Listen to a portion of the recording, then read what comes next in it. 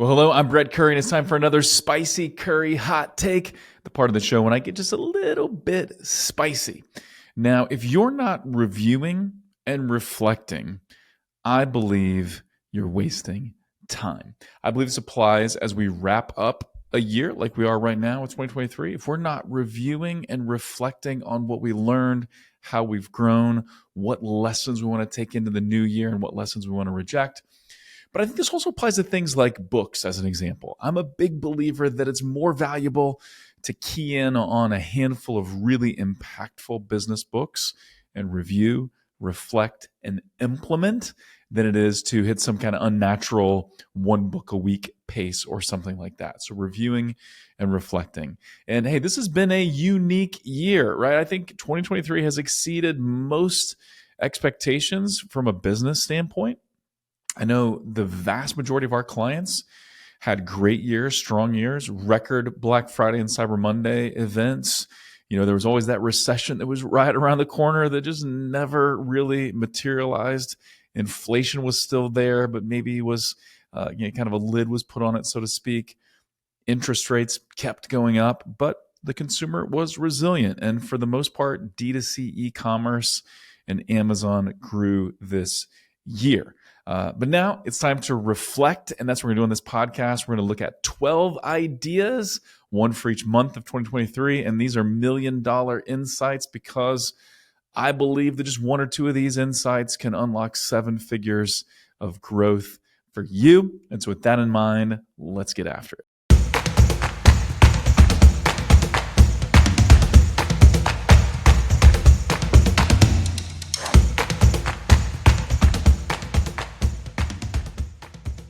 First lesson comes from an episode with my buddy, Will Hughes.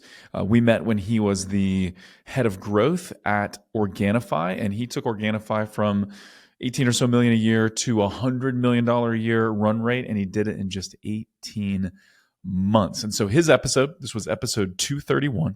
This was the most shared, the most talked about episode of the year. I saw this in forums. Lots of people were talking about it. And basically what we looked at is $1 million mindsets. So using creative thinking as a competitive edge. Because if you're going to grow from 18 million a year to 100 million a year in 18 months, that doesn't just take working harder. It doesn't just take more effort. It takes creative thinking. It takes breaking some molds that exist. And so on this episode, we talk about several things, but a few things I want to key on. One is finding undervalued and overvalued assets. Think Billy Beane and the Oakland A's, popularized by the movie Moneyball with Brad Pitt as Billy Beane.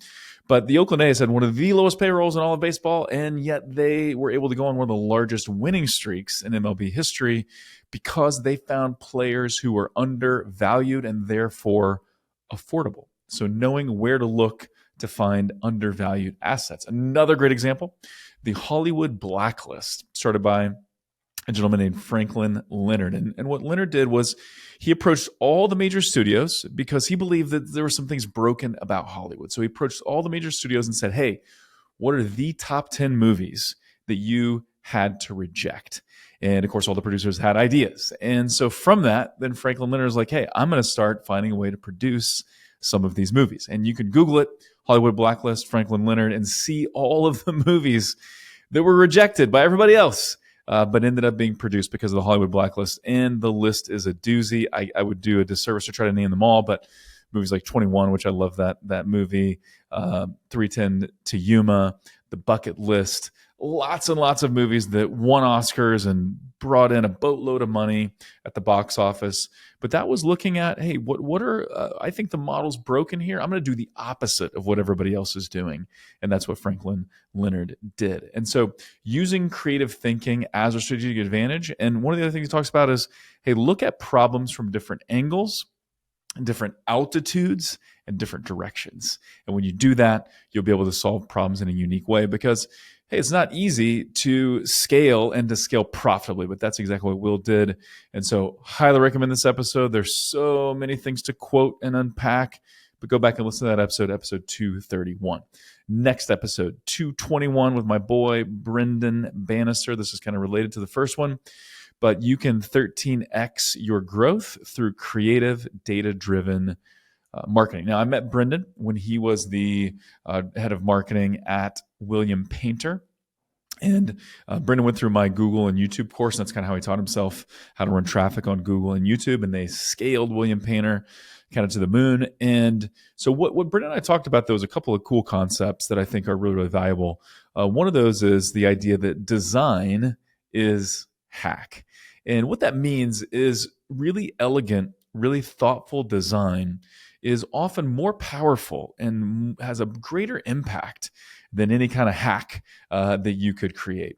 And so if we think about this from a product standpoint, probably no one has done it better than Apple, right? The simplicity and the beauty of the design and the ease of use of an Apple product. But we can also think about some of our favorite e-commerce websites to shop and explore, those that are just simple and easy to dig into and buy. I think even Amazon, and while no one would say that the Amazon site is necessarily beautiful or artfully designed, there's some breakthroughs and there's some design elements that just make it really easy to shop. Now, one of the other concepts that he brought up related is that simplicity is the ultimate sophistication. So as humans, as marketers, as business owners, we want to make things more complicated, but making things simple, that is the ultimate sophistication. There was a Leonardo da Vinci quote. And an example there is think about Yahoo in the early days and think about Google when they first started. Yahoo was the leader in search marketing and one of the most valuable online companies at the time. And if you looked at the homepage, it's similar to kind of the way it is now. Lots of stuff, lots of banners, lots of articles, lots of places to click. It was completely full.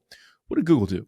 Google said, well, hey, what if a good ad is really just the answer to a question? And so instead of all the stuff on the homepage, our homepage is going to have a search bar and our name, and that's it. And then we're going to be wicked good at delivering you exactly what you're looking for and freakishly understanding based on your keyword exactly what you're looking for. And so that was simple. There was a lot of sophistication on the back end, but simple for the user. So simplicity is the ultimate sophistication. Moving on. Now, I love, there are two episodes that I'm going to talk about. These are closely related. Episode 250 with Trevor Crump, and he is from Bestie. And basically they run customer surveys, so post-purchase surveys. And then a related episode, Jeremiah Prummer from No Commerce, a similar service, episode 262. And so understanding that, hey, probably the missing piece in your attribution, the missing piece in how you need to refine your marketing, the missing piece in what you need to do with CRO is data that's coming from your customers and insights coming directly from your customers. And so three of the questions that I love that both of these guys talked about are, one, where did you first hear about us? So trying to understand, hey, what channel, what type of ad allowed you to hear about us first? Maybe it was word of mouth, maybe it was Facebook ads. What brought you here today? So what did you click on? What motivated the visit today? And then how long have you known about us? And what's really interesting is that on that how long have you known about us question, what both platforms have found is that a lot of people knew about the brand for months before they took action. And this was going to run contrary to what you see in platform, what you may see in Google Analytics and other places. And that just illustrates some of the deficiencies that exist with pixel tracking and other forms of tracking. And so Jeremiah Prummer from No, they did a breakdown, a couple of different breakdowns where they look at, hey, over 50% of purchases come after a month of hearing about a brand. And actually the biggest segment was in the 1 to 3 month category. But 30% are in that 3 to 12 month category. And we've even seen this to be true. I heard one of the guys, the CEO of Classic Tees, talking about this. Great t-shirts, just a t-shirt, right? But a lot of people see it for a year before they purchase. And so this was a reminder that, hey, investing in organic growth, investing in top of funnel efforts, reap a big reward that's likely playing a bigger role in your success than you think. Next one from the same episodes from Trevor. This was a question of, hey, what are the main reasons you bought, right? Why did you buy? And he used the example of a brand called Pajamas. It's training pajamas for kids when they're potty training. And the owner of the business thought, hey, you know what? The main reasons people buy our pajamas is one, cost savings because diapers are expensive, and two, to save the planet because it's environmentally friendly, and now you're not filling landfills with diapers. Well, when they ran this survey and asked their customers, they found out that those, in fact, were not the top two, not even close. The top two reasons were one, shorter potty training window, and all of us parents can testify, yes, if we can shorten that window and get this kid potty trained faster, my life will be easier, their life will be easier, it will be magical. And then two, improve a child's confidence, because it's embarrassing, right? When kids wet the bed and stuff like that, we hate it as parents. We want them to get more confidence. And so those are the reasons people actually spent money. Yes, being, saving the environment, important. People don't want to not do that. People don't want to not save money, but those were not the reasons they were buying. Next up, from episode 255 with Byron Myers, your price is likely wrong. And in this episode, we talk about how, we're always optimizing our ad performance, and we're optimizing for CRO on our landing pages, and we're optimizing our email subject lines for open rates, but we're not really optimizing our price. How do we think about price? Well, often we'll just price based on what is the competition charging, or we'll do cost plus. This is what it costs me to make it, and so I'll work to get this certain margin, so that's how I'll price my product. And there's nothing wrong with either of those methods. And then, in fact, those are often great when you're first starting to price your product, but not once you have data. Once you have sales data, now you need to look to optimize for price. And there's actually a price you can optimize for to maximize revenue. So if you want to get the most revenue, there's a price for you. If you want to get the most profit, which that's what we all want, right? We want to maximize for profit. So there's also an exact right price for that. And ultimately, this is based on a couple of things. This is based on your demand curve, and think price elasticity of demand. So how elastic is your demand? If I raise my prices, does demand stay the same, or is it elastic? Does it fluctuate? We use the example on the pod of, and I actually got this wrong to begin with, but then I corrected myself. But if you look at gasoline, right, that demand is very elastic. If price moves a little bit, I'm driving across the street to save a couple cents a gallon. Heart surgery, you could make the price anything you want. If I need it, the demand's going to be the same. That demand is inelastic as it comes to price. So understanding your demand curve, but then also understanding conversion rate. So how does conversion rate change as we impact the price? And so what Byron talks about is, hey, you have your control price, and this is the price you set in the beginning, but then test something higher, test something lower for 30 days, and ideally 10 to 15 to 20% higher and lower. And then you'll be able to kind of chart the demand curve. And there's some formulas you can run. And again, you can go back to episode 255 and you can determine the right price. Now, this is not something that's static.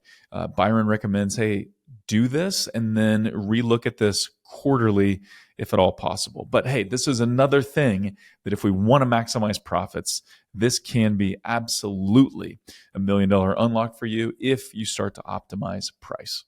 Next up, customer value optimization is more important than CRO, or conversion rate optimization. This was episode 245 with the famous Drew Sanaki of Postpilot, but he's also the turnaround star to help turn around multiple 9-figure brands.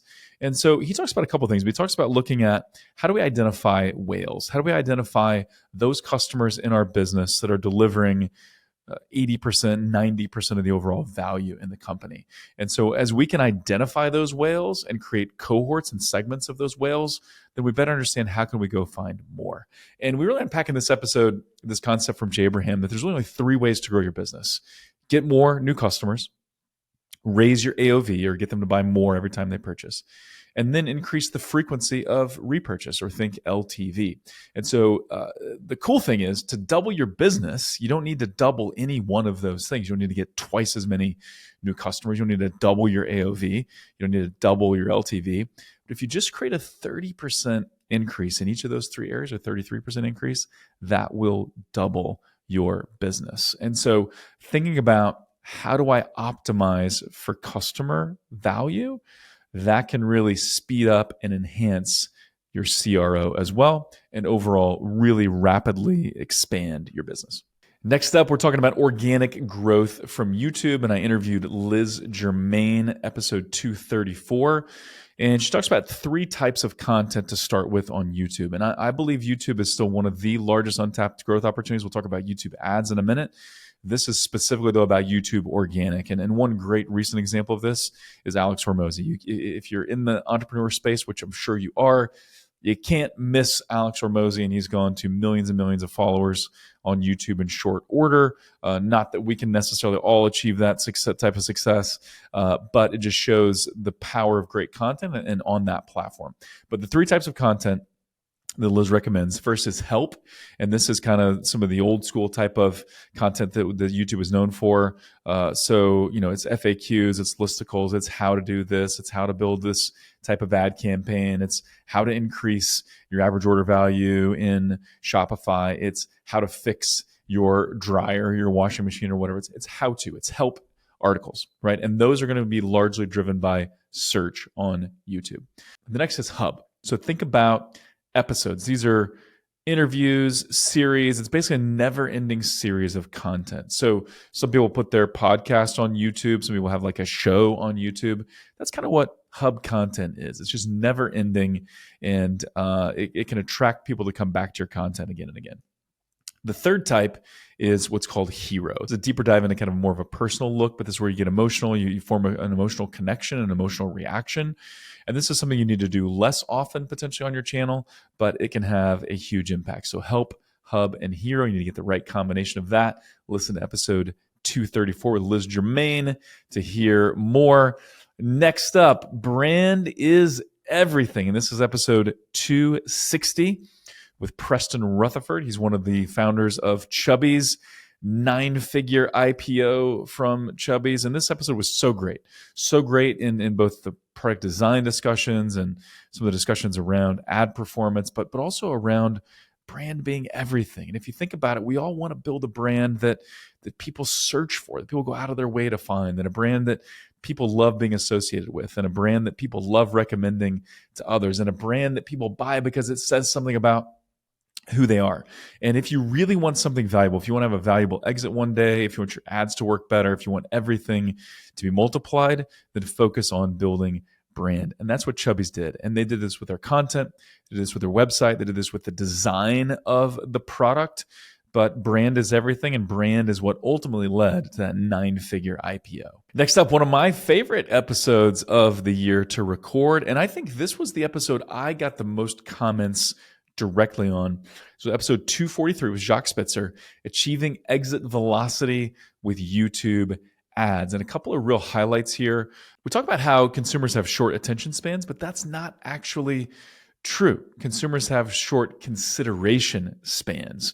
So think about it from this perspective. If we have a Netflix series that we love, or there's a YouTube video that we love, we'll binge watch that thing for hours, right? We'll binge watch 15 episodes in a row on Netflix. So attention span is not the issue. It's just what holds our attention is more difficult. So that's where consideration comes into play. So you've got less time to win someone's attention, and you got to work harder to keep someone's attention. So our consideration spans are much shorter, but attention spans, they're fine. And the other key takeaway from this episode is that brands that really crushed it, brands like Dr. Squatch and Manscaped and Organifi and many others, they knew that direct conversions were only part of the story.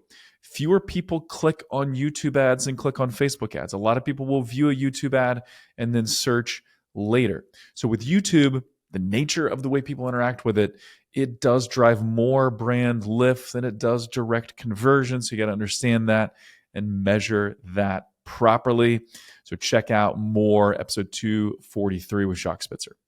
Next up, 3 episodes about Amazon. And I believe Amazon is really trying, desperately trying, to move beyond just search for product discovery, because that's how most people buy anything on Amazon, is through searching. But Amazon's trying. So a couple episodes to check out. Episode 253 with Liz Saunders. We talk about Amazon influencers and how she is creating content that lives on Amazon that helps sell products. We also talked in episode 249 to Gracie Ryback also about Amazon influencers. But there's a couple features, a couple things that Amazon is doing. One is called the Inspire app. And basically it almost looks like TikTok, but it's from Amazon influencers, and it's a way to discover products that influencers love. Now, I think Amazon's probably making a very small dent in this, trying to move beyond just a search platform. And of course, Amazon loves search, but they want you to be able to discover and find new things and increase your consumption on Amazon. Another episode that related to Amazon is 251. Brandon Young from Data Dive, and we talk about doubling your traffic and conversions on Amazon. And this goes back to the tried and true. This goes back to merchandising. So how do we make the product fly off that digital shelf, so to speak? How do you make the product really attractive on that Amazon shelf? But then what are kind of the methods to optimize for greater search traffic? And so Amazon, as we look at our brands, our D2C brands that are also on Amazon was the fastest growing channel for a lot of them this year, and we anticipate that will be the same next year. This one strikes me to my core, passionate about this one. This comes from Rabba Rayhill, episode 223, but also Preston Rutherford from Chubby's talks about this too in episode 260. Stop obsessing over vanity metrics and instead obsess over core metrics. So what are vanity metrics? Well, revenue is a vanity metric. It's something we pay attention to. We should all pay attention to, but it's vanity. ROAS, return on ad spend, it is a vanity metric. Of course, it does inform some things, and we look at it all the time, but it's still a vanity metric. So what should you be focusing on? Well, according to Preston Rutherford, you should focus on contribution margin. How much profit are we contributing to with the sale of this item? And the way to look at contribution margin, it is the price minus all of your variable costs. So cost of goods sold. This includes your ad costs, any variable cost. So what is the contribution margin for this product? Also profits / EBITDA, right? How are we optimizing for profits? Goes back to the pricing discussion as well. How are we thinking about LTV, and how are we maximizing LTV either through subscriptions or through repurchase programs or loyalty programs, email and SMS and things like that? And then also, how are we looking at brand search growth? And this is actually one of the clearest ways to understand, is my brand growing? Is my brand gaining traction? You'll know if branded search is increasing. So stop obsessing over vanity metrics and instead obsess over core metrics. 10 down, 2 to go. Next up, retention marketing is the key to stability and profitability. Episode 248 with Nick Flint, resident email expert here at OMG. He's our lead email strategist. And so we talk about 8 of the top email tests that you should run to improve your email marketing efforts. And hey, this is one of the easiest, fastest ways to unlock new revenue growth. Profitable revenue growth is by enhancing what you do with email and SMS. But a couple things is, one, maybe it's time to drop that spinning wheel thing on the homepage to try to get people to opt in. Maybe it does increase your opt-in rate a little bit, but the question is, does this increase the value of the flow of people when they opt in there? And you'll probably find that the spinning wheel is not doing that. If it is, great. But probably it's time to test something else. And maybe it shouldn't be a 20% off discount there either, right? So what can we do to increase opt-ins, but not give away the farm, and increase opt-ins in a way that maximizes the revenue from that flow? You also talked about, hey, test making someone work for a discount. Make them opt in for something, and then when they get an email, click on something and then go from there. Because if we actually put in a little bit of work to get a discount, we'll appreciate it more, and we'll be more likely, once we start taking action, to complete the process and continue and actually purchase.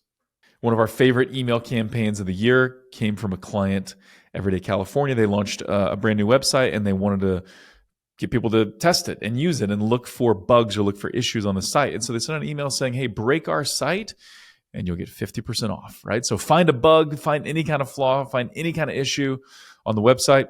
We'll give you a 50% off coupon. Now, this was extremely fun. This got people fired up. It was one of the most successful emails they sent all year. They got tons and tons of people shopping the new site, giving them feedback. Actually, they found out that the new site was pretty good. There wasn't a whole lot of negative feedback. So some people were actually kind of disappointed they wanted that 50% off discount. But anybody that responded, they still got some kind of discount, even if it wasn't 50% off. And so be creative with your email marketing. All right. And then finally, and I would be remiss if we wrapped up 2023 and didn't talk about AI. Now, I'm a big believer that AI is very much in the augment, the support, the enhance, the speed up type of thing. It's a help. It's not really a replacement. Only you can go fire your staff and just use AI. But I think AI can make a lot of things better. And so a couple episodes I'll recommend. Episode 233 with Steve Chu from My Wife Quit Her Job, one of the top podcasts in our space. He's also the founder of Seller Summit. He talks about how he uses AI to write subject lines and even to come up with some SEO content. You got to be careful. You can't just let AI do all your SEO content, but how to make that work.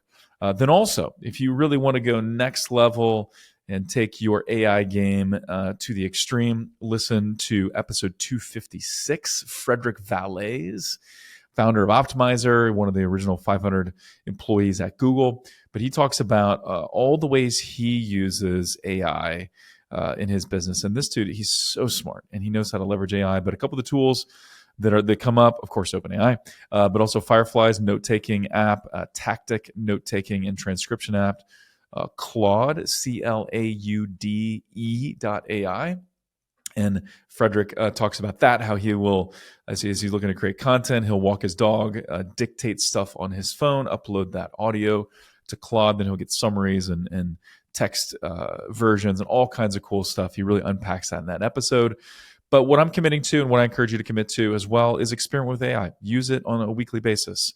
Some stuff's going to work for you, some stuff isn't, but begin to use it because I think those that don't will likely get left behind.